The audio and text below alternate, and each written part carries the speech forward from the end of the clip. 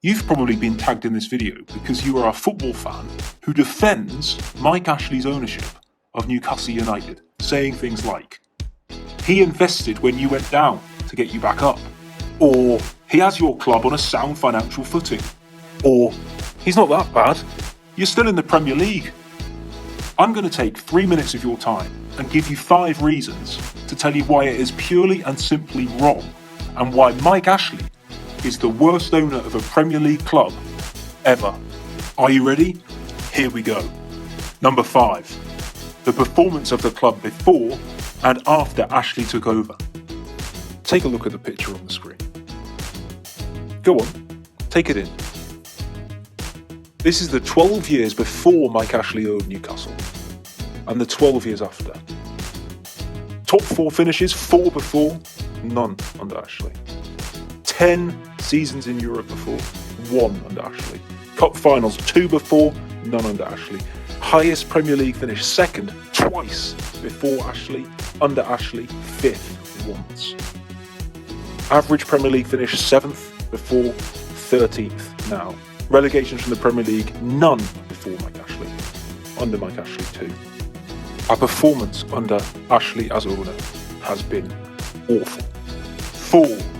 His treatment of club legend Alan Shearer. In 2009, Ashley appointed club legend and top scorer Alan Shearer as manager to try and save us from relegation. Shearer didn't manage it, not his fault, but Ashley told Shearer the job to bring Newcastle back up was his, then never phoned him again. In fact, to take things further, Ashley also renamed the St James's Park bar from Shearer's to number 9. Pathetic. 3. His treatment of club legend Kevin Keegan. Keegan, who played for us towards the end of his playing career and managed us in our most successful period of recent history, an absolute club legend, took over in one of Ashley's first managerial appointments. Keegan had to go to court to sue Ashley for constructive dismissal after being lied to again and again and again. What are the reasons Keegan left? Or a couple of them. One was he thought we shouldn't have sold James Milner. Heard of him? It's not like he went on to have a good career, is it? Winning the Champions League, Premier League. Looks like Keegan was right. Another, Keegan tried to buy a player called Luka Modric. Ever heard of him? Oh wait, he didn't go on to win the Ballon d'Or, did he? I think Kevin Keegan's right again. Number 2, his renaming of St James's Park to his own company's name and paying a pittance for it.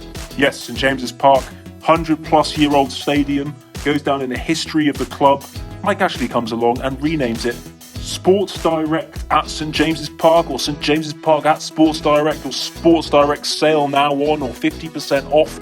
Down, get your Diodora trainers over there. I don't know what he named it. It was pathetic, and it just showed that Mike Ashley didn't care for the history, foundations, anything about the club.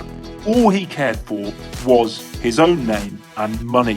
Number 1. This is the worst thing, in my opinion, Ashley has done. And by the way, I could have listed 20 other things. But number 1, his attempts to get rid of player Jonas Gutierrez because he had cancer. Jonas Gutierrez was diagnosed with testicular cancer, and instead of the club supporting and doing everything they could to help, Jonas Gutierrez was being forced out of the club. This came clear in a tribunal that happened in court again, and it led to one of the most satisfying moments in St James's Park recent history, when Jonas Gutierrez scored the goal that kept Newcastle in the division.